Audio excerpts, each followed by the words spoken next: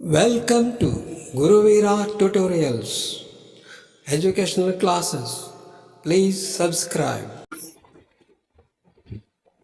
ಗೆಳೆಯರೇ, ತಮಗೆ ನಮ್ಮ ಗುರುವೀರ ಕನ್ನಡ ಬ್ಲಾಗ್ಗೆ ಹೃದಯಪೂರ್ವಕವಾದ ಸ್ವಾಗತ. ಈ ಒಂದು ನಮ್ಮ ಚಾನಲ್ ಮುಖಾಂತರ ಕನ್ನಡ ಕಲಿ ಎಂಬ ಒಂದು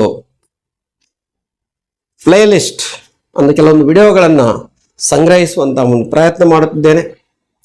ಗೆಳೆಯರೇ, ತಮಗೆ ಗೊತ್ತಿದ್ದ ಹಾಗೆ ಎಷ್ಟೋ ಜನ ವಿದ್ಯಾರ್ಥಿಗಳು, ವಿದ್ಯಾರ್ಥಿನಿಯರು, ಯುವಕರು, ಯುವತಿಯರು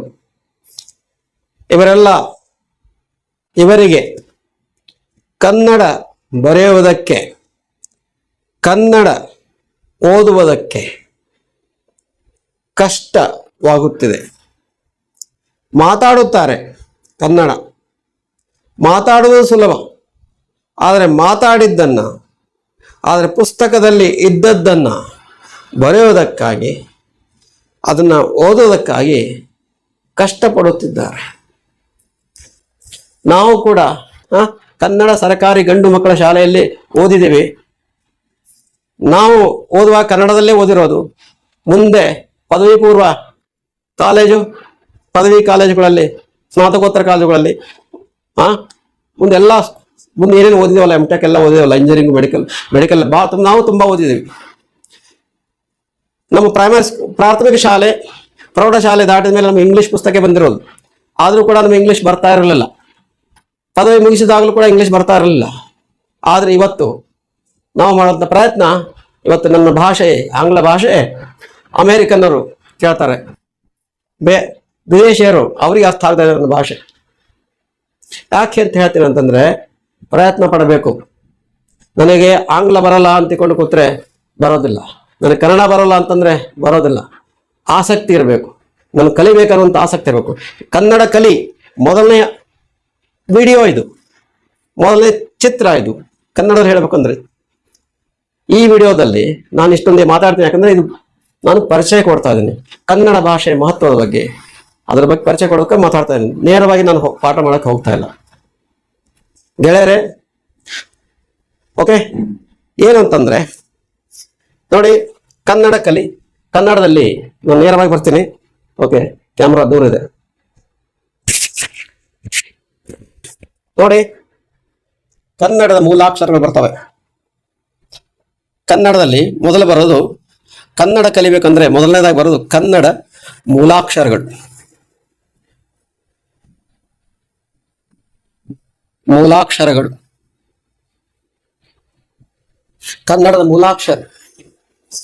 ಓಕೆನಾ? ಕನ್ನಡದ ಮೂಲಾಕ್ಷರಗಳು ಅಂದ್ರೆ ಏನು? ಕನ್ನಡ ಇದೊಂದು ಭಾಷೆ. ಮೂಲ ಅಂದ್ರೆ ಬೇರು, ಬೇರು, ಕನ್ನಡ ಭಾಷೆಗೆ ಬೇರು. ಅಕ್ಷರಗಳು. ಇವತ್ತು ಈ ಮೊದಲನೇ ಪಾಠ 1 ನಾನು ಆದಷ್ಟು ಜಾಸ್ತಿ ಪರಿಚಯ ಕೊಡ್ತಾ ಇದ್ದೀನಿ. ಮುಂದಿನ ಪಾಠ 2, ಪಾಠ 3ರಲ್ಲಿ ನಾನು ಹೋಗ್ತೀನಿ, ನೆಕ್ಸ್ಟ್ ಮುಂದೆ ಸಾಗ್ತೀನಿ. ಕನ್ನಡ ಮೂಲಾಕ್ಷರಗಳು. ಕನ್ನಡ ಮೂಲಾಕ್ಷರಗಳು ಎಲ್ಲಿಂದ ಬಂದು? ಕನ್ನಡ ಮೂಲಾಕ್ಷರಗಳು ಎಲ್ಲಿಂದ ಬಂದು? ಈ ಮೂಲಾಕ್ಷರಗಳು ಇದ್ದಾವಲ್ಲ, ಇದು ಕೇವಲ ಕನ್ನಡಕ್ಕೆ ಮಾತ್ರ ಸೀಮಿತ ಇಲ್ಲ. ನಮ್ಮ ಭಾರತ ಅಷ್ಟೇ ಅಲ್ಲ, ಈ ನಮ್ಮ ಜಗತ್ತು, ಭೂಮಿ ಏನಿದೆ ಅಲ್ಲ, ಎಷ್ಟು ಖಂಡಗಳಿದಾವೆ, 7 ಖಂಡಗಳಿದಾವೆ, 100 ದೇಶಗಳಿದಾವೆ. ಎಲ್ಲ ದೇಶಗಳಲ್ಲೂ, ಎಲ್ಲ ಇಡೀ ಜಗತ್ತಿನಲ್ಲಿರ್ತಕ್ಕಂಥ ಎಷ್ಟು ಭಾಷೆಗಳಿದಾವೆ. ಮಾತನಾಡೋದಕ್ಕೆ ಬರತಕ್ಕಂಥ ಭಾಷೆಗಳು, ಓದೋದಕ್ಕೆ ಬರ್ತಕ್ಕಂಥ ಭಾಷೆಗಳು, ಬರೆಯೋದಕ್ಕೆ, ಮಾತನಾಡೋದಕ್ಕೆ, ಓದೋದಕ್ಕೆ, ಬರೆಯೋದಕ್ಕೆ, ಈ 3 ಅಲ್ಲಿ ಪರಿಣಿತಿಯನ್ನು ಸಾಧಿಸೋದು. ಕೆಲವೊಂದು ಭಾಷೆಗಳಿದಾವೆ, ಅವು ಕೇವಲ ಮಾತಾಡೋಕ್ಕೆ ಮಾತ್ರ ಸೀಮಿತವಾಗಿದ್ದಾವೆ. ಅವುಗಳಿಗೆ ಲಿಪಿ ಇಲ್ಲ. ಬರೀಬೇಕು ಅಂದ್ರೆ ಲಿಪಿ ಇಲ್ಲ, ಓದ್ಬೇಕಂದ್ರೆ ಲಿಪಿ ಇಲ್ಲ. ಆದರೂ ಕೂಡ ಅದು ಬೇಡ, ಅದು ನಮ್ಗೆ ಬೇಡ. ಓಕೆ, ನಮಗೆ ಬೇಕಾಗಿರೋದು ನಮ್ಮ ದೇಶದಲ್ಲಿರ್ತಕ್ಕಂಥ ಭಾಷೆಗಳು. ನಮ್ಮ ದೇಶದ ಬಗ್ಗೆ ಮಾತಾಡ್ತೀನಿ ನಾನು. ನಮ್ಮ ದೇಶದಲ್ಲಿ ಭಾಷೆಗಳಿದಾವೆ. ದಕ್ಷಿಣ ಭಾರತದಲ್ಲಿ ಭಾಷೆಗಳು ಕನ್ನಡ, ಕರ್ನಾಟಕದಲ್ಲಿ ಕನ್ನಡ, ತೆಲಂಗಾಣ, ಆಂಧ್ರ ಪ್ರದೇಶದಲ್ಲಿ ತೆಲುಗು, ಕೇರಳದಲ್ಲಿ ಮಲಯಾಳಿ, ತಮಿಳುನಾಡಲ್ಲಿ ತಮಿಳು, ಉತ್ತರ ಭಾರತದಲ್ಲಿ ಹಿಂದಿ, ಗುಜರಾತಿ, ಪಂಜಾಬಿ, ಸಂಸ್ಕೃತ ಅಂತೂ ಎಲ್ಲ ಕಡೆ ಇದೆ. ಯಾಕೆ ಸಂಸ್ಕೃತ ಉತ್ತರ ಭಾರತದಲ್ಲಿ ಬಂತಂದ್ರೆ ಅದು ಸ್ವಲ್ಪ ಕ್ಲೋಸರ್ ಇದೆ, ಅಲ್ಲಿ ಸಣ್ಣ ಹತ್ತಿರ ಇದೆ, ಅದಕ್ಕೆ ನನಗೆ ಅನಿಸ್ತದೆ ಹಾಗೆ. ಈ ಎಲ್ಲ ಯಾವುದೇ ಭಾಷೆ ತೊಗೊಳ್ಳಿ, ನಾವು ಯಾವುದೇ ಭಾಷೆ ತೊಗೊಂಡ್ರು ಕೂಡ ಆ ಒಂದು ಮೂಲಾಕ್ಷರಗಳದಾವ, ಮೂಲಾಕ್ಷರಗಳದಲ್ಲ, ಆ ಮೂಲಾಕ್ಷರಗಳು ಮಾತ್ರ ಒಂದೇ ಇರ್ತವೆ, ಆದರೆ ಅವಕ್ಕೆ ಲಿಪಿ ಮಾತ್ರ, ಬರವಣಿಗೆ ಮಾತ್ರ ಬೇರೆ ಇರತ್ತೆ. ಈಗ ನೋಡಿ, ಕನ್ನಡ ಮೂಲಾಕ್ಷರ ತೆಗೆದ ಬರೀ ಮೂಲಾಕ್ಷರ, ಕನ್ನಡ ಪಾಠ ಹೇಳ್ಬೇಕಂದ್ರೆ ಕನ್ನಡ ಮೂಲಾಕ್ಷರಗಳು, ತೆಲುಗು ಮೂಲಾಕ್ಷರ ಹೇಳಬೇಕಂದ್ರೆ ತೆಲುಗುದಲ್ಲಿ ಬರುತ್ತೆ, ಹಿಂದಿ ಮೂಲಾಕ್ಷರಗಳು ಹಿಂದಿ ಮೂಲಾಕ್ಷರಗಳು. ಈಗ ನೋಡಿ, ಕನ್ನಡ ಮೂಲಾಕ್ಷರಗಳಲ್ಲಿ ಮೊದಲೇನು ಬರ್ತವೆ? ಸ್ವರಗಳು ಬರ್ತವೆ.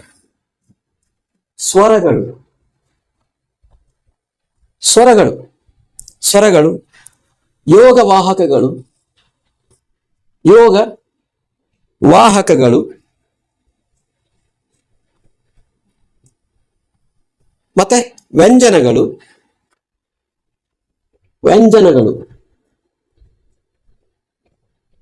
ಮತ್ತೆ ಸಂಯುಕ್ತಾಕ್ಷರಗಳು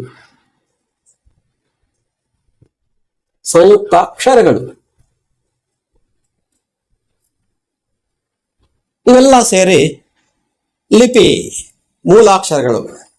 ಯಾವುದೇ ಭಾಷೆಯ ಮೂಲಾಕ್ಷರಗಳಿರಲಿ, ಆ ಭಾಷೆಯಲ್ಲಿ ಆ ಮೂಲಾಕ್ಷರಗಳಲ್ಲಿ ಏನಿರ್ತಂದ್ರೆ ಸ್ವರಗಳಿರ್ತವೆ, ಯೋಗ ವಾಹಕಗಳಿರ್ತವೆ, ವ್ಯಂಜನಗಳಿರ್ತವೆ ಮತ್ತು ಸಂಯುಕ್ತಾಕ್ಷರಗಳಿರ್ತವೆ. ಗೆಳೆಯರೇ, ನನ್ನ 2ನೇ ಪಾಠದಲ್ಲಿ ನಾನು ಮೂಲಾಕ್ಷರಗಳ ಬಗ್ಗೆ ಹೇಳುತ್ತೇನೆ.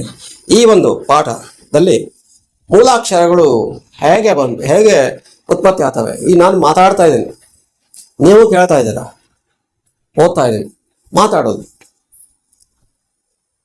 ನಾನು ಮುಂದಿನ ಪಾಠದಲ್ಲಿ ನಾನು ಬರೀತೀನಿ, ಓಕೆ, ಒಂದೊಂದು ಅಕ್ಷರಗಳನ್ನ ಬರಿತಾ ಅಲ್ವಾ. ಈ ಪಾಠದಲ್ಲಿ ಏನು ಹೇಳ್ತೀನಿ ಅಂದ್ರೆ, ಕೇಳಿ, ಲಕ್ಷವಟ್ಟು ಕೇಳಿ ಗೆಳೆಯರೆ, ವಿದ್ಯಾರ್ಥಿನಿಯರೇ, ಗೆಳೆಯರೆ, ಲಕ್ಷವಟ್ಟು ಕೇಳಿರಿ. ನಾನು ಸ್ವರಗಳನ್ನು ಹೇಳ್ತೇನೆ. ಅ, ಆ, ಈ, ಉ, ಊ, ಎ, ಐ, ಓ, ಔ, ಅಹ. ಇವು ಸ್ವರಗಳು. ಓಕೆ, ಇವು ಎಲ್ಲಿ ನಮ್ಮ ಶರೀರದಲ್ಲಿ ಎಲ್ಲಿಂದ ಬಂದು ಸ್ವರಗಳು? ಸ್ವರ, ಈ ಸಂಗೀತದಲ್ಲಿ ಸ್ವರ ಬರ್ತವೆ.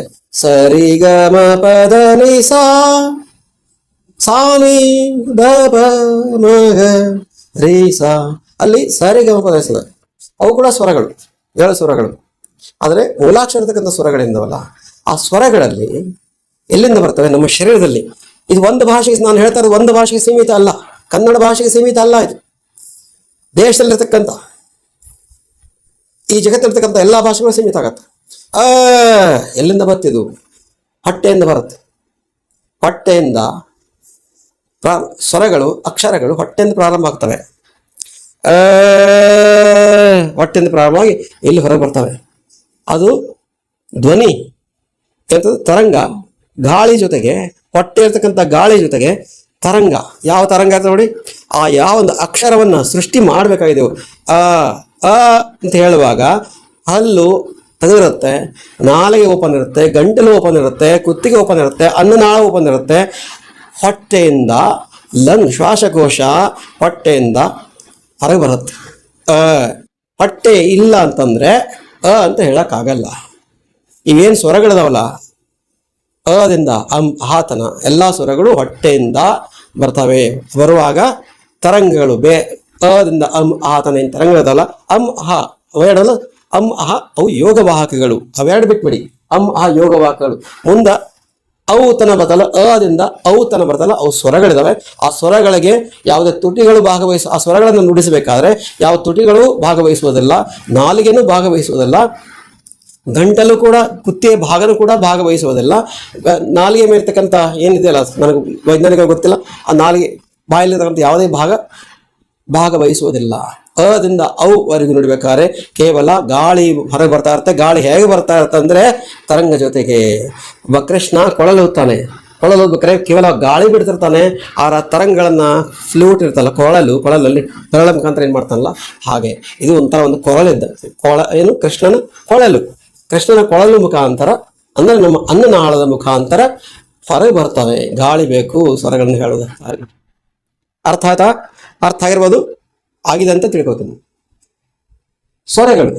ಸ್ವರಗಳಾಯ್ತು. ಸ್ವರಗಳಾದ್ಮೇಲೆ ಯೋಗ ವಾಹಕಗಳು ಅಂ ಅಂ ಅಹ ಅಂ ಅಂ ಅಂದಾಗ ಸ್ವರಗಳು ಅದಿಂದ ಅವರೆಗೂ ಬಂದಾಗ ಬಾಯಿ ತೆರೆದುಕೊಂಡಂತ ಬಾಯಿ ಅಂ. ಯೋಗ ಅಂದಾಗ ಮುಚ್ಚಿಕೊಳ್ತದೆ ತುಟಿಗಳು. ಅಂ ಅಂ ಆಗತ್ತೆ. ಅಂ ಅಹ ಅಂ ಅಹ ಅಂ ಅಹ. ಅಂ ಹೇಳ್ಬೇಕಾದ್ರು ಅಂ ಆ ಗಾಳಿಗೆ ತುಟಿಗಳು ಅಡ್ಡ ಮಾಡ್ತವೆ, ಮುಚ್ಚಿಬಿಡ್ತವೆ. ಮುಚ್ಚಿ ಅಹ ಗಾಳಿ ಒಮ್ಮಿನ ಮೇಲೆ ಬಿಡ್ತದೆ. ಇದೆ. ಓಕೆ, ಸರಿನಾ? ಇದು ಇನ್ನು ಸ್ವರಗಳಾದ್ಮೇಲೆ ಏನ್ ಬರ್ತವೆ? ವ್ಯಂಜನಗಳು ಬರ್ತವೆ. ವ್ಯಂಜನಗಳು ಗೆಳೆಯರೆ ಇವೆಲ್ಲ ಗೊತ್ತಿದ್ದಾವೆ. ಆದ್ರೆ ನೀವು ಬೇಕಾಗಿದ್ದು ಕನ್ನಡ ಬರೆಯುವುದು ಹೇಗೆ, ಕನ್ನಡ ಓದುವುದು ಹೇಗೆ, ಅದು ಮುಂದಿನ ಪಾಠಗಳು ಬರ್ತವೆ. ಒತ್ತಕ್ಷರಗಳು ಎಲ್ಲ ಬರ್ತವೆ, ಕಾಗುಣಿತ ಒತ್ತಕ್ಷರ ಬರ್ತವೆ. ಆಮೇಲೆ ಹೇಳುವ. ಈಕೆ ನನ್ನ ಪರಿಚಯ, ಇದನ್ನು ಪರಿಚಯ ಮಾಡಿಕೊಡ್ತಾನೆ. ಕ ಕ ಗ ಗ ಗ ನ ಚ ಚ ಜ ಜ ಯ ಟ ಠ ಡ ಡ ಣ ತ ಥ ಧ ದ ನ ಪ ಪ ಭ ಬ ಮ ಯ ರ ಲ ವ ಶ ಸ ಳ ಕ್ಷ ಜ್ಞ. ಕ್ಷಜ್ಞ ಎರಡು ಸಂಯುಕ್ತ ಅಕ್ಷರಗಳು. ಅದು ಎರಡು ಬಿಟ್ಟು ಕೊನೆಯ ಎರಡು ಕ್ಷಜ್ಞ ಬಿಟ್ಟು ಉಳಿದೆಲ್ಲವೂ ವ್ಯಂಜನಗಳು. ಗೆಳೆಯರೆ ಕ್ಷಮಿಸಿ, ನಾನೀಗ ಆಂಗ್ಲ ಭಾಷೆಯ ಉದಾಹರಣೆಯನ್ನ ಮಧ್ಯೆ ತಗೋತಾ ಇದ್ದೀನಿ. ಯಾಕಂದ್ರೆ ನೀವೆಲ್ಲ ಆಂಗ್ಲ ಭಾಷೆಯಲ್ಲಿ ಬಹಳ ಹತ್ತಿರಕ್ಕಿದ್ದಾರೆ. ಆಂಗ್ಲ ಭಾಷೆಯಲ್ಲಿ ವೋವಲ್ಸ್ ಅಂತ ಕರೀತಾರೆ. ಅವು A I O U, A I O, A E I O U, ಓಕೆನಾ? ವೋವಲ್ಸ್. ಕಾನ್ಸನೆಂಟ್ಸ್ ಬೇರೆ 26 ಆಂಗ್ಲ ಲೆಟರ್ನಲ್ಲಿ ಇದ್ದಲ್ಲ ಮಕ್ಕಳೇ, ಅವಾಯ್ಡ್ ಇವಾಯ್ಡ್ A E I O U ಬಿಟ್ಟು ಉಳಿದಿನಲ್ಲ ಎಲ್ಲ ಕಾನ್ಸನೆಂಟ್ಸ್ ಅಂದರೆ ವ್ಯಂಜನಗಳು. ಕನ್ನಡದಲ್ಲಿ ಅಥವಾ ಬೇರೆ ಭಾಷೆಗಳಲ್ಲಿ ಆಗಿಲ್ಲ. ಕರೆಕ್ಟಾ? ಸರಿನಾ? ವ್ಯಂಜನಗಳು. ಓಕೆ, ವ್ಯಂಜನಗಳು ಅವು ಎಲ್ಲಿ ಸುಟ್ಟಾತವೆ? ನೀವು ಅರ್ಥ ಆಯ್ತು. ಸ್ವರಗಳು ಕೃಷ್ಣನ ಕೊಳಲಿನ ಥರ ಅನ್ನನಾಳದ ಮುಖಾಂತರ ಗಾಳಿಯೊಂದಿಗೆ ತರಂಗಗಳ ಮುಖಾಂತರ ತರಂಗ ಸೃಷ್ಟಿ ಆಗ್ತಾ ಬರ್ತವೆ. ಇನ್ನು ವ್ಯಂಜನಗಳು ಕ ಕ ನೀವು ಹೇಳಿ. ಹೇಳಿ. ಕ ಇಲ್ಲಿಂದ ಬಂತು? ಹೊಟ್ಟೆಯಿಂದ ಬಂತ? ಶ್ವಾಸಕೋಶದಿಂದ ಬಂತ? ಹೃದಯದಿಂದ ಬಂತ? ಅಥವಾ ಕಿಡ್ನಿಯಿಂದ ಬಂತ? ಎಲ್ಲಿಂದ ಬಂತು? ಕ ಎಲ್ಲಿ ಸೃಷ್ಟಿ ಆಯ್ತು ನಮ್ಮ ಶರೀರದಲ್ಲಿ? ಕ ಎಲ್ಲಿ ಸೃಷ್ಟಿ ಆಯ್ತು? ನೀಲಕಂಠ ಶಿವ ವಿಷಾನ ಇಟ್ಕೊಂಡಲ್ಲ ಇಲ್ಲಿ ಪರಮಾತ್ಮ, ಆ ಜಾಗ ಇಲ್ಲಿ ಕ ಸೃಷ್ಟಿ ಆಯ್ತು. ಕನು ಇಲ್ಲೇ ಸೃಷ್ಟಿ ಆಯ್ತು. ಇದು ಸಣ್ಣ ಕ ದೊಡ್ಡ ಕ, ಗ ಸಣ್ಣ ಗ, ದೊಡ್ಡ ಘ, ಈ 5 ಅಕ್ಷರಗಳು ಸೃಷ್ಟಿಯಾಗುವಂತ ಜಾಗ ನೀಲಕಂಠನ ವಿಷ ಕುಡಿದಂತ ಜಾಗ, ಇಟ್ಕೊಂಡ ಜಾಗ. ಓಕೆ, ಸರಿನಾ? ಕ್ಷಮಿಸಿ, ನಾನು ಇಂಗ್ಲಿಷ್ ಪಾಠ ಮಾಡೋಕೆ ಇವೆಲ್ಲ ಬರ್ತಲ್ಲ, ಇಂಗ್ಲಿಷ್ ಶಬ್ದ ಬರ್ತಾವೆ. ಕನ್ನಡದಲ್ಲಿ ಹೇಳೋಕೆ ನಾನು ಪ್ರಯತ್ನ ಮಾಡ್ತಾ ಇದ್ದೀನಿ. ಕ ಇಲ್ಲಿ ಸೃಷ್ಟಿ ಆಯ್ತು. ದೊಡ್ಡ ಕ ಇಲ್ಲಿ ಸೃಷ್ಟಿ. ಕ ಜೊತೆಗೆ ಸಣ್ಣ ಕ ಜೊತೆಗೆ ಅದಕ್ಕೆ ಗಾಳಿಯನ್ನು ಸೇರಿಸಬೇಕು. ಈ ಸಣ್ಣ ಕ ಜೊತೆಗೆ ಗಾಳಿನ ಸೇರಿಸಬೇಕು. ಗಾಳಿ ಸೇರ್ಪಡಲ್ಪಡುತ್ತದೆ. ಕ ಕ ಕ ಕ ಕ ಕ ಅಂದ ಬರೀ ಸಣ್ಣ ಕ ಅಂದಾಗ ಇಲ್ಲಿ ಬಾಯಿಂದ ಗಾಳಿನೇ ಬರೋದಿಲ್ಲ. ಅದೇ ದೊಡ್ಡ ಕ ನೋಡಿ, ಖ ಬಾಯಲ್ಲಿ ಗಾಳಿಯಲ್ಲಿ ಬಡಿತ ಖ, ಬರೀ ಕನಿ ಕ, ಗಾಳಿ ಬರಲ್ಲ, ಕೈ ಹತ್ತಲ್ಲ. ಕ ದೊಡ್ಡ ಕ ಹೇಳ್ತೀವಿ ನೋಡಿ, ಖ. ನೀವು ಪ್ರಯತ್ನ ಮಾಡಿ ಆಯ್ತಾ? ಹಾಗೆ ಗ ಗಾಳಿ ಬರಲ್ಲ. ಆ ದೊಡ್ಡ ಗ ಹೇಳ್ಬೇಕಾರೆ ಘ, ದೊಡ್ಡ ಘ ಹೇಳ್ಬೇಕಾರೆ ಹೊಟ್ಟೆಯಿಂದ ಗಾಳಿ ಬರುತ್ತೆ. ಗಾಳಿ ಇದ್ರ ಜೊತೆಗೆ ಈ ಕುತ್ತಿಗೆ ಜೊತೆಗೆ ಒಳಗಿನ ಗಾಳಿ ಸೇರ್ಕೊಂಡಾಗ ಒಳಗಿನ ಗಾಳಿಯ ಒತ್ತಡ ಸೇರ್ಬೇಕಾದ್ರೆ, ಬರೀ ಗಾಳಿ ಸೇರೋದು, ಗಾಳಿಯಿಂದ ಒತ್ತಡ ಸೇರ್ಬೋದು. ಎಷ್ಟು ಜೋರು ಹಾಕಾಗುತ್ತೆ, ಎಷ್ಟು ಜೋರು ಹೇಳಕ್ಕಾಗುತ್ತೆ? ಎಷ್ಟು ಜೋರು ಹೇಳಕ್ಕಾಗುತ್ತೆ, ಎಷ್ಟು ಒತ್ತಡ ಹಾಕ್ತೇವೋ ಅಷ್ಟು ಆ ರೀತಿ ಧ್ವನಿ ಹೊರಬರುತ್ತೆ. ಕ ಖ ಗ ಘ ಎಲ್ಲಿಂದ ಬಂತು? ನೋಡಿ, ಹೇಳ್ತೇವೆ. ಎರಡು ಸೊಳ್ಳೆಗಳು ಒಳಗೆ ವೈಬ್ರೇಟ್ ಆಗುತ್ತೆ. ವೈಬ್ರೇಟ್ ಕನ್ನಡ ಹೇಳ್ತಾರ, ಸ್ವಲ್ಪ ಒಳಗೆ ಹೋದಂಗೆ ಆಗ್ತದೆ ನರಗಳು. ಇಲ್ಲಿ ನಿಜವಾಗಿಯೂ ಅದು ಇಲ್ಲಿಂದ ಉತ್ಪತ್ತಿ ಆಗುತ್ತೆ. ಇಲ್ಲಿ ಉತ್ಪತ್ತಿಯಾಗಿ ಬಾಯಿಂದ ಬರಲ್ಲ. ಕ ಖ ಗ ಘ ಬಾಯಿಂದ ಬಂದ್ರೆ ಂಗ ಬಾಯಿಂದ ಬರಲ್ಲ, ಅದು ಕೂಡ ಇಲ್ಲೇ ಉತ್ಪತ್ತಿ ಆಗುತ್ತೆ, ಬಟ್ ಮೂಗಿನಿಂದ ಬರುತ್ತೆ ಅದು. ಇಲ್ಲಿ ಬಾಯಿಂದ ಗ ಬರಲ್ಲ, ಗ ಅದು ಂಗ ಇಲ್ಲಿ ಬಾಯಿಂದ ಹೇಳಿ ನೋಡು, ಗ ಗ ಬರಲ್ಲ, ಂಗ ಂಗ ಂಗ ಇಲ್ಲಿ ಬರುತ್ತೆ. ಕ ನಿಮಗೆ ಗೊತ್ತಿದೆ ಗೆಳೆಯರೆ, ನಾವು ಉಸಿರಾಟ ಎರಡು ಕಡೆಯಿಂದ ಮಾಡ್ತೇವೆ. ಒಂದು ಮೂಗಿನಿಂದ ಹೋಗುತ್ತೆ, ಒಂದು ಈ ಬಾಯಿಂದ ಹೋಗುತ್ತೆ.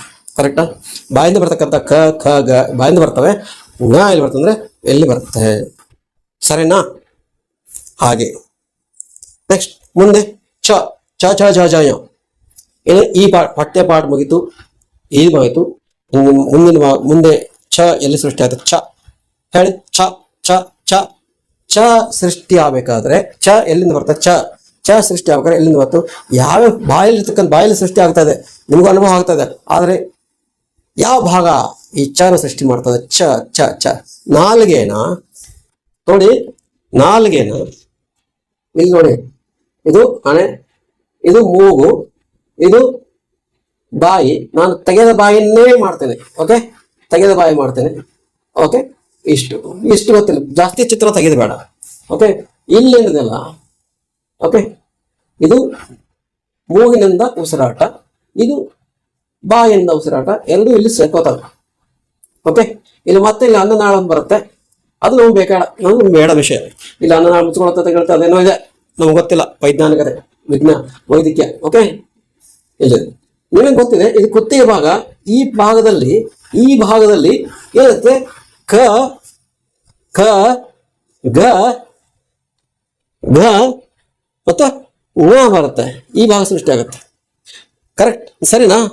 ಆದರೆ ನಾನು ಹೇಳುವಾಗ ಇಲ್ಲಿ ಂಗ ಬರ್ತದೆ, ಇಲ್ಲಿ ಂಗ ಬರ್ತದೆ, ಇಲ್ಲಿಂದ ಂಗ ಬರುತ್ತೆ. ಆಮೇಲೆ ಇಲ್ಲಿ ನಾಲ್ಗೆ ಇದೆ ನೋಡಿ, ಇಲ್ಲಿ ನಾಲ್ಗೆ, ಈ ನಾಲ್ಗೆ ಓಕೆ ಸರಿ ಬರಲಿಲ್ಲ ನಾಲ್ಗೆ. ಓಕೆ, ಈ ನಾಲ್ಗೆ ಇದೆಯಲ್ಲ, ಇದು ನಾಲ್ಗೆ. ಈ ನಾಲ್ಗೆಯನ್ನ ಮೂರು ಭಾಗವಾಗಿ ಮಾಡ್ತೇವೆ. ಮೂರು ಭಾಗವಾಗಿ ಮಾಡೋಕ್ಕೆ ಪ್ರಯತ್ನ ಪಡ್ತೇನೆ. ಹಿಂದಿನ ಭಾಗ, ಮುಂದಿನ ಭಾಗ ಮತ್ತು ಮಧ್ಯ ಭಾಗ. ನೋಡಿ, ಖ ಇಲ್ಲಿಂದ ಪ್ರಾರಂಭ ಆಗುತ್ತೆ, ಕ ಜೊತೆ ಗಾಳಿ ಸೇರಿ ದೊಡ್ಡ ಖ ಆಗುತ್ತೆ, ಗ ಘ, ಇದು ಕ ಕ ಗ ಇಲ್ಲಿ ಬರುತ್ತೆ. ಆದರೆ ಂಗ ಹೋಗ್ಬೇಕಾದ್ರೆ ಇಲ್ಲಿ ಹೋಗಿ ಂಗ ಬರುತ್ತೆ, ಇಲ್ಲಿ ಂಗ ಬರುತ್ತೆ, ಇದು ಂಗ ಆಗುತ್ತೆ. ಓಕೆ, ಆದರೆ ಇಲ್ಲಿ ಚ ಛ ಜ ಜನ ಚ ಬೇಕಾದ್ರೆ ಇದು ಚ ಹೋಗಿ ಮೇಲೆ ಬಡಿಯುತ್ತದೆ. ಈ ನಾಲಿಗೆ ಮಧ್ಯಭಾಗ, ಈ ನಾಲಿಗೆ ಮಧ್ಯಭಾಗ ಇರ್ತಲ್ಲ, ನಾಲಿಗೆ ಮಧ್ಯಭಾಗ ಬಾಯಿಯ ಮಧ್ಯಭಾಗಕ್ಕೆ ಹೋಗಿ ಬಡಿತಾ ಇರುತ್ತದೆ. ಓಕೆನಾ? ಇಲ್ಲಿ ಛ ಉತ್ಪತ್ತಿ ಆಗುತ್ತೆ. ಇದು ನಾಲಿಗೆ ಅಂತ ತಿಳ್ಕೊಳ್ಳಿ, ಇದು ಬಾಯಿಯ ಮೇಲಿನ ಭಾಗ. ಓಕೆ, ಇಲ್ಲಿ ಛ ಉತ್ಪತ್ತಿ ಆಗುತ್ತೆ. ಛ ಛ ಝ ಝ ಛ ಛ ಝ ಝ. ಇಲ್ಲಿ ಈ ನಾಲಿಗೆ ಹೋಗಿ ಇಲ್ಲಿ ಬಡಿಬೇಕಾದ್ರೆ ಇಲ್ಲಿ ಏನು ಉತ್ಪತ್ತಿ ಆಗುತ್ತಂದ್ರೆ ಛ ಛ ಝ ಝ ಉತ್ಪತ್ತಿ ಆಗುತ್ತೆ. ಆದ್ರೆ ಯಾದಾಗ ಮತ್ತೆ ಹೇಳ್ಬೇಕಾದ್ರೆ ಮೂಗೇಬೇಕಾಗುತ್ತೆ. ಕೆ ಚ ಛ ಝ ಆದಾಗ ಇಲ್ಲಿ ಗಾಳಿ ಜೊತೆಗೆ ಅದು ಕೂಡ ಮೂಗಿನಿಂದಲೇ ಬರುತ್ತೆ. ಅದು ಕೂಡ ಮೂಗಬೇಕು. ಓಕೆನಾ? ನೋಡಿ, ದೇವರು ಹೆಂಗೆ ಸೃಷ್ಟಿ ಮಾಡಿದ್ದಾನೆ ಮನುಷ್ಯ ಶರೀರವನ್ನು. ಚ ಛ ಝ ಆತ ಅರ್ಥ ಮಾಡ್ಕೊಳ್ಳಿ. ಓಕೆ, ಚ ಛ ಝ ಆದ್ಮೇಲೆ ಮತ್ತೇನಿದೆ? ಟ ಟ ಢ ಢ ಣ ಟ ಟ ಟ ಟ ಟ. ಅರ್ಥ ಮಾಡ್ಕೊಳ್ಳಿ. ಟ ಎಲ್ಲಿ ಬರುತ್ತೆ? ಟಗೆ ಛಗೆ ಈ ನಾಲ್ಗೆ ಹೋಗಿ, ಈ ನಾಲ್ಗೆ ಪೂರ್ತಿ ಚ ಬರುತ್ತೆ. ಚ ಹಿಂಗೆ ಬಡಿತದೆ. ಓಕೆನಾ? ಆದ್ರೆ ಟಗೆ ಇಲ್ಲಿ ನಾಲ್ಗೆ ಫೋಲ್ಡ್ ಆಗುತ್ತೆ. ಇದು ಪೂರ್ತಿ ಚ ಹೋಗ್ಬೇಕಾದ್ರೆ ಇದು ಹೋಗಿ ಬಡಿತಾ ಇರ್ತದೆ. ಆದ್ರೆ ಟಗೆ ಏನಾಗುತ್ತೆ ಗೊತ್ತಾ? ಟಗೆ ಸ್ವಲ್ಪ ಫೋಲ್ಡ್ ಆಗುತ್ತೆ. ಟಗೆ ಒಳಗೆ ನಾಲ್ಗೆ ಫೋಲ್ಡ್ ಆಗುತ್ತೆ. ಟ ಠ ಢ ಡ ಹೇಳ್ಬೇಕಾದ್ರೆ ಅದು ಕೂಡ ಮೇಲೆ ಬಡಿಯುತ್ತದೆ, ಬಟ್ ಫೋಲ್ಡ್ ಆಗುತ್ತೆ. ನಾಲ್ಗೆ ಫೋಲ್ಡ್ ಆಗಿ ಮೇಲೆ ಬಡಿತಾ ಇರುತ್ತೆ. ಇದು ಕೂಡ ಇಲ್ಲಿ ಬರೀತದೆ, ಬಟ್ ಇಲ್ಲಿ ನಾಲ್ಗೆ ಇದು ಪ್ಲೇನ್ ಆಗಿರುತ್ತೆ. ಇದು ಹೇಳ್ಬೇಕಾದ್ರೆ ನಾಲ್ಗೆ ಏನಾಗುತ್ತೆ? ಸಾಫ್ ಆಗುತ್ತೆ, ಲೆವೆಲ್ ಆಗಿರುತ್ತೆ. ಇಂಗ್ಲೀಷ್ನ ಅಂತಾರಲ್ಲ, ನಿಮ್ಗೆ ಗೊತ್ತು, ಪ್ಲೇನ್ ಆಗಿರುತ್ತೆ ಅಂತ. ಸಾಫ್ ಏನಂತಾರೆ? ಫುಲ್ ಓಪನ್ ಇರುತ್ತೆ. ನಾಲ್ಗೆ ಓಪನ್ ಇರುತ್ತೆ. ಛ ಛ ಛ. ಇಲ್ಲಿ ನಾಲ್ಗೆ ತೆರೆದುಕೊಂಡಿರುತ್ತೆ. ತೆರೆದ ನಾಲಿಗೆ ಅಥವಾ ಅಗಲಿಸಿದ ನಾಲಿಗೆ. ತೆರೆದ ಅಂತ ಹೇಳಿ ಹೊರಗೆ ಬಂದಂಗೆ ಆಗುತ್ತೆ, ಕ್ಷಮಿಸಿ, ಅದಲ್ಲ, ಅಗಲವಾದ ನಾಲಿಗೆ. ಅಗಲವಾದ ನಾಲಿಗೆಯಿಂದ ಚ ಛ ಛ ಬರುತ್ತೆ. ಆದ್ರೆ ಮಡಿಚಿದ ನಾಲಿಗೆಯಿಂದ ಟ ಹೇಳ್ಬೇಕಾದ್ರೆ ನಾಲಿಗೆ ಟ ಟ ಟ ಸ್ವಲ್ಪ ಫೋಲ್ಡ್ ಆಗುತ್ತೆ. ಮಡಿಚಿದ ನಾಲಿಗೆಯಿಂದ ಟ ಥ ಧ ಧ ನ. ಸರಿನಾ? ಇನ್ನೊಂದು ಗಮನಿಸಿ, ನಾನು ಮರ್ತು ಬಿಟ್ಟಿದ್ದೆ ಹೇಳೋದು. ಛ ಹೇಳ್ಬೇಕಾದ್ರೆ ಗಾಳಿ ಬೇಕಾಗಿಲ್ಲ, ಆದ್ರೆ ದೊಡ್ಡ ಛ ಹೇಳ್ಬೇಕಾದ್ರೆ ಒಳಗಿಂದ ಪ್ರೆಜರ್ ಬೇಕು. ಇಲ್ಲಿ ಹೆಂಗ ಖ ಹೇಳ್ಬೇಕಾದ್ರೆ ಗಾಳಿ ಇಲ್ಲ, ದೊಡ್ಡ ಖಗೆ ಒಳಗಿಂದ ಗಾಳಿ ಬರಬೇಕು. ಹಾಗೆ ದೊಡ್ಡ ಛ ದೊಡ್ಡ ಝಗೆ ಗಾಳಿ ಬರಬೇಕು. ಠಗೆ ದೊಡ್ಡ ಢಗೆ ಗಾಳಿ ಇರಬೇಕು. ನಾಗೆ ಮೂಗಬೇಕು, ನಾಗೂ ಕೂಡ ಮೂಗಬೇಕು. ಮುಂದೆ ಹೋಗ್ತೀನಿ, ನಿಮ್ಗೆ ಅರ್ಥ ಆಗ್ತಾ ಇದೆ. ಮುಂದೆ ತಗೆ ಯಾವ ನಾಲಿಗೆ ಬೇಕು? ಮುಂದಿನ ಭಾಗ, ನಾಲಿಗೆ ಮುಂದಿನ ಭಾಗ. ಈ ಮುಂದಿನ ಭಾಗ ಇದಲ್ಲ, ಈ ಭಾಗ ತದನ ಕಾರಣ ಆಗುತ್ತೆ. ಈ ಭಾಗ ತ ದ ಧ ತ ತ ಥ ದ ಧ ನ, ತ ಥ ದ ಧ ನ ನ ನ. ಗಮನಿಸಿ, ನ ಹೇಳ್ಬೇಕಾದ್ರೆ ಮೂಗು ಮೂಗು ಉಪಯೋಗ ಆಗುತ್ತಾ? ನ ಸ್ವಲ್ಪ ಉಪಯೋಗ ಆಗೇ ಆಗತ್ತೆ. ಇಲ್ಲಿ ಕೂಡ ನ ಬಂದೇ ಬರುತ್ತೆ, ಆದ್ರೆ ಅಷ್ಟು ಇದರಿಂದಿರಲ್ಲ. ನ ಹೇಳ್ಬೇಕಾದ್ರೆ ಮೂಗಿನ ಅವಶ್ಯಕತೆ ಇದೆ. ನ ಯ ಣ ನ ನ ನ ನ. ಓಕೆನಾ? ಅದು ತ ಹೇಳುವಾಗ ಮುಂದಿನ ನಾಗಿ ತುದಿ ಹೋಗಿ ಬಾಚಿ ಹಲ್ಲಿದ, ಮುಂದಿನ ಬಾಚಿ ಹಲ್ಲಿಗೆ ಹೋಗಿ ಒಳಗೆ ಹೋಗಿ ತ ಧ ತ ಥ ಧ ಧ ನ ಮೂಗ. ತಗೆ ಗಾಳಿ ಬೇಕಾಗಿಲ್ಲ, ಒಳಗಿನ ಗಾಳಿ. ದೊಡ್ಡದಾಗೆ ಒಳಗಿನ ಗಾಳಿ ಒತ್ತಡ ಬೇಕು. ನಾಗೆ ಮೂಗಿನ ಸಹಾಯ ಬೇಕು, ಮೂಗೆ ನಿಲ್ಲಿಸ್ಬೇಕು. ಹಾಗೆ ಮುಂದುವರಿತೀನಿ ಗೆಳೆಯರೆ. ಸಮಯ ಹಾಳು ಮಾಡೋದು ಬೇಡ, ಭಾಳ ವಿಡಿಯೋ ಸಮಯ ಭಾಳ ಆದ್ರೆ ನೀವು ನೋಡೋದಲ್ಲ. ಓಕೆ, ನೆಕ್ಸ್ಟ್ ಪ ಪ ಪ ಪ ಪ ಎಲ್ಲಿ ಬಂತು? ಪ ಗೆಳೆಯರೆ, ಪ ನೋಡಿ, ಪಗೆ ತುಟಿಗಳು. ಈ ತುಟಿಗೆ ಬಡಿದೆ, ಕೆಳಗಿನ ತುಟಿ ಮೇಲ್ ತುಟಿಗೆ ಬಡಿದೆ. ಪ ಫ ಭ ಮ, ಪ ಫ ಭ ಬ ಮ. ಓಕೆ, ಪ ಪ ಫ ಬ ಭ ಮ. ಓಕೆ, ದೊಡ್ಡ ಭಾಗೆ ಮತ್ತೆ ಗಾಳಿಯ ಒತ್ತಡ ಬೇಕೇ ಬೇಕು. ಪ ಪ ಫ ಬ ಭ ಮ, ಮಗೆ ಮತ್ತೆ ಇಲ್ಲಿ ಮೂಗಿನ ಸಹಾಯ. ನಮಗೆ ಗೊತ್ತಾಗಲ್ಲ, ನೀವು ಕೆಲವೊಂದು ಜನ ಒಪ್ಪಿಕೊಳ್ಳಲ್ಲ. ನಾಗೆ ಮೂಗಿನ ತರಂಗ, ಮೂಗು ಕೆಲವೊಂದು ತರಂಗಗಳ ಈ ಕೆಲಸ ಮಾಡುತ್ತೆ. ಓಕೆ, ಕೊನೆಯ 5 ಅಕ್ಷರ, ಕೊನೆಯ ಅಕ್ಷರ ಮೂಗಿನ ಸಹಾಯ ಪಡುತ್ತೆ. ಮ ಮ ಇದರ ಮ ಜೊತೆಗೆ ಮೂಗು ಕೂಡ ತರಂಗವನ್ನು ಸೃಷ್ಟಿ ಮಾಡುತ್ತೆ. ಪ ಪ ಪ ಮ ಪ ಪ, ಎರಡು ತುಟಿ. ಅರ್ಥ ಆಯ್ತಾ ಗೆಳೆಯರೆ? ಸ್ವರಗಳು ಹೊಟ್ಟೆಯಿಂದ ಬರುತ್ತವೆ, ಶ್ವಾಸಕೋಶದಿಂದ ಹೊಟ್ಟೆಯಿಂದ ಉತ್ಪತ್ತಿಯಾಗಿ, ಹೊಟ್ಟೆಯಲ್ಲಿ ಉತ್ಪತ್ತಿಯಾಗಿ ಶ್ವಾಸಕೋಶದಿಂದ ಗಾಳಿ ತಗೊಂಡು ಬಾಯಿಂದ ಹೊರಗೆ ಹಾಕ್ತವೆ. ಅಲ್ಲಿ ಯಾವುದೇ ಭಾಗ ಕೆಲಸ ಮಾಡಲ್ಲ. ಕ ಕ ಕ ಕುತ್ತಿಗೆ ಕೆಲಸ ಮಾಡುತ್ತೆ. ಚ ಮಧ್ಯ ತೆರೆದಂತ ಅಗಲವಂತ ನಾಲಿಗೆ ಕೆಲಸ ಮಾಡುತ್ತೆ. ಟನಿಗೆ ಮುದುಡಿಕೊಂತ ನಾಲಿಗೆ ಕೆಲಸ ಮಾಡುತ್ತೆ. ಪಾಪ ತನಿಗೆ ಮುಂದಿನ ನಾಲಿಗೆ ಕೆಲಸ ಮಾಡುತ್ತೆ. ಪಾಪ ಒಮ್ಮೆಗೆ ತುಡಿಗಳ ಕೆಲಸ ಮಾಡ್ತವೆ. ಹಾಗೆ ಯಾ, ಇವು ಇಷ್ಟ ಆಗ್ತದೆ. ಇನ್ನು ಯಾವ ಭಾಗ ಟಚ್ ಆಗ್ತದೆ ಒಳಗೆ, ಯಾವ ಭಾಗ ಮುಟ್ಕೋತದ? ಯ ನಾಲಿಗೆ ಕೆಲಸ ಮಾಡುತ್ತೆ. ಯಾವ ಭಾಗದಲ್ಲೂ ಮುಟ್ತಾ ಇಲ್ಲ, ಆದರೆ ಅದ್ರ ಜೊತೆಗೆ ಗಾಳಿ ಸೇರಿ, ನಾಲಿಗೆ ಜೊತೆಗೆ ಗಾಳಿ ಸೇರಿ ಹೊರಗೆ ಬರ್ತಾ ಇದೆ. ಸ್ವರದ ಥರ ಸೃಷ್ಟಿ ಮಾಡ್ತಾರೆ. ನಾಲಿಗೆ ಬೇಕು. ನಾಲಿಗೆ ಹೆಂಗಿದೆ? ಓಕೆ, ಕೃಷ್ಣನ ಕೊಳಲು ಓದ್ಬೇಕಾದ್ರೆ ಗಾಳಿ ಒತ್ತಡನ ಹೆಚ್ಚು ಕಡಿಮೆ ಮಾಡ್ತಾನೆ. ಹಾಗೆ ಇಲ್ಲಿ ಗಾಳಿ ಒತ್ತಡ ಹೆಚ್ಚು ಕಡಿಮೆ ಯಾವ ತರ ಇರ್ತದೆ ಗೆಳೆಯರೆ? ಓಕೆನಾ? ನೋಡಿ, ಅನುಭವ ಗಮನಿಸಿ. ನಾಲಿಗೆ ಜೊತೆ ಗಾಳಿ ಸೇರಿ ಮಾಡ್ತಾರೆ. ರ ನಾಲಿಗೆ ಎಲ್ಲೂ ಕೂಡ ಮುಟ್ಟುದಿಲ್ಲ, ಬಟ್ ಗಾಳಿಯ ಸಹಾಯದಿಂದ ಸೃಷ್ಟಿ ಮಾಡುತ್ತೆ. ಅದಲ್ಲ, ಅದು ಕೂಡ ನಾಲಿಗೆ ಮುಂದಿನ ತುದಿಯಿಂದ ಯಾಗೆ ನಾಲಿಗೆ ಮಧ್ಯ ನಾಲಿಗೆ ಗಾಳಿಯ ಸಹಾಯದಿಂದ ಸೃಷ್ಟಿ ಮಾಡುತ್ತೆ. ನಾಲಿಗೆ ಮುಂದಿನ ತುದಿ ಅಂದ್ರೆ ತ ಸೃಷ್ಟಿ ಆಗೋ ಜಾಗದಲ್ಲಿ ಸೃಷ್ಟಿ ಆಗುತ್ತೆ. ಸೃಷ್ಟಿ ಆಗ್ಬೇಕಂದ್ರೆ ಗಾಳಿ ಒಂದು ಜೋರಾಗಿ ಬೀಸಾಗತ್ತ. ಗಾಳಿಗೆ ಅಡ್ಡ ಪೇಪರ್ ಹಿಡ್ರಿ, ಹೆಂಗಿಡುತ್ತೆ ಕಾಗದ ಹಿಡ್ರಿ, ಪಟ್ ಪಟ್ ಪಟ್ ಪಟ್ ಪಟ್ ಮಾಡ್ತದೆ ಗಾಳಿ. ಫ್ಯಾನಿಗೆ ಸಮೀಪ ಒಂದು ಗಾಳಿ ಪೇಪರ್ ಹಿಡ್ರಿ, ಹೆಂಗೆ ಸೃಷ್ಟಿ ಮಾಡ್ತಾರೆ. ಅಥವಾ ಪಂಕ ಫ್ಯಾನ್ ತಿರುಗುತ್ತಲ್ಲ, ಫ್ಯಾನ್ ಹತ್ರ ಒಂದು ಪೇಪರ್ ಹಿಡ್ರಿ ಮಾಡುತ್ತೆ. ಹಾಗೆ ಇಲ್ಲಿಗೆ ಸೃಷ್ಟಿ ಆಗುತ್ತೆ. ನಾಲಿಗೆ ಮುಂದಿನ ತುದಿ ಗಾಳಿ ಸಹಾಯದಿಂದ ಸೃಷ್ಟಿ ಮಾಡುತ್ತೆ. ಲಾಗೆ ನೋಡಿ ಗಮನಿಸಿ. ಎಲ್ಲಿ ಸೃಷ್ಟಿ ಆಗುತ್ತೆ? ಕೂಡ ನಾಲಿಗೆ ಮುಂದಿನ ಭಾಗ, ಬಟ್ ನಾಲಿಗೆ ಮುಂದೆ ಹೋಗತ್ತಲ್ಲ, ಸ್ವಲ್ಪ ಹಿಂದ್ಗಡೆ ಹತ್ತದಲ್ಲ. ಲಾಗೆ ನಾಲಿಗೆ ಪೂರ್ತಿ ಬಾಚಿ ಹಲ್ಲಿನ ಹಿಂದೆ ಹತ್ತದಲ್ಲ, ಸ್ವಲ್ಪ ಇಲ್ಲಿ ಸೃಷ್ಟಿ ಆಗುತ್ತೆ. ಇಲ್ಲಿ ಸೃಷ್ಟಿ ಆದ್ರೆ ಇಲ್ಲಿ ಸೃಷ್ಟಿ ಆಗುತ್ತೆ. ಇಳ್ಳಾಗೆ ಮತ್ತೆ ನಾಲಿಗೆ ಹೋಗಿ ಇಲ್ಲಿ ಪಡ್ಕೊತಾರೆ. ನೋಡಿ, ಇಲ್ಲಿ ಯ ಇಲ್ಲಿ ನಾಲ್ಗೆ ನೋಡಿ, ಇಲ್ಲಿ ಇನ್ನೊಂದ್ಸಲ ಬಾಯಿ ನೋಡಿ, ಯಾರಲ್ಲ ವಶ, ಇನ್ನೊಂದ್ಸಲ ನಿಮ್ಗೆ ಅರ್ಥ ಆಗಲಿ. ಇದು ಬಾಯಿ, ಓಕೆ, ಇದು ಮೇಲಿನ ತುಟಿ, ಇದು ಕೆಳ ತುಟಿ, ಓಕೆ. ಇಲ್ಲಿ ನಾಲಿಗೆ ಇದೆ, ನಾಲಿಗೆ ಇದೆ, ಓಕೆ. ಇಲ್ಲಿ ಗಾಳಿ ಬರುತ್ತೆ, ಗಾಳಿ ಸಹಾಯ ಬೇಕೇ ಬೇಕು, ಓಕೆ ಓಕೆ. ಯ ಸೃಷ್ಟಿ ಆಗ್ಬೇಕಾದ್ರೆ ಇಲ್ಲಿ ಯ ಸೃಷ್ಟಿ ಆಗುತ್ತಲ್ಲ, ಯ ಸೃಷ್ಟಿ ಆಗ್ಬೇಕಾದ್ರೆ ನಾಲ್ಗೆ ಮುಂದೆ ಸ್ವಲ್ಪ ಮುಂದೆ ತೊಳತ್ತೆ, ಸ್ವಲ್ಪ ಮುಂದೆ ಬರ್ತದೆ, ಗಾಳಿ ಜೊತೆಗೆ ಮುಂದೆ ಬರುತ್ತೆ ಯ ಅಷ್ಟೇ. ರ ಜೊತೆಗೆ ಇಲ್ಲಿ ಸೃಷ್ಟಿ ಆಗುತ್ತೆ. ರ ಸೃಷ್ಟಿ ಆಗ್ಬೇಕಾದ್ರೆ ಗಾಳಿ ಒತ್ತಡ ಬೇಕು, ಓಕೆ. ಗಾಳಿ ಒತ್ತಡ ಜೊತೆಗೆ ಸ್ವಲ್ಪ ಇದು ಸ್ವಲ್ಪ ಗಾಳಿ ಜೊತೆಗೆ ಸ್ವಲ್ಪ ಇದಾಗುತ್ತೆ, ತರಂಗ ಸಿಗುತ್ತೆ. ಯಾರ ಲಾಗೆ ಈ ನಾಲಿಗೆ ಹೋಗಿ ಇಲ್ಲಿ ಹತ್ತದ್ದು, ಇಲ್ಲಿ ಇಲ್ಲಿ ತ ಇದ್ರೆ ಇಲ್ಲಿ ಇಲ್ಲಿ ಲ ಬರುತ್ತೆ, ಳ ಳ ಳ ಳ ಹೋಗಿ ಇದು ಳ ಳ ಸೃಷ್ಟಿ ಆಗುತ್ತೆ, ಳ ಳ ಳ ಳ ಳ ಳ. ಇಲ್ಲಿ ಮಧ್ಯೆ ಬರಲ್ಲ, ಇಲ್ಲೇ ಬರುತ್ತೆ, ಇದೇ ಬರುತ್ತೆ, ಇದೇ ಮುಂದಿನ ನಾಲಿಗೆ. ಇಲ್ಲಿ ಟಚ್ ತ ಆಗುತ್ತೆ, ಇಲ್ಲಿ ಟಚ್ ಳ ಲ ಆಗುತ್ತೆ, ಟಚ್ ಳ ರ ಳ ರ ಲ ಳ ವ ವ ವ ಎಷ್ಟು ಎರಡು ಕೆನ್ನೆಗಳಿದಾವಲ್ಲ, ಎರಡು ಕೆನ್ನೆಗಳು ಹೊಡೆದ ವ ಹೂವ ಹೂವ ವ ಆಗುತ್ತೆ. ಎರಡು ಕೆನ್ನೆಗಳಿದಾವಲ್ಲ, ಹೂವ ಹೂವ ವ ವ ಕೆನ್ನೆಗಳು ಕೆಲಸ ಮಾಡ್ತವೆ, ಓಕೆ.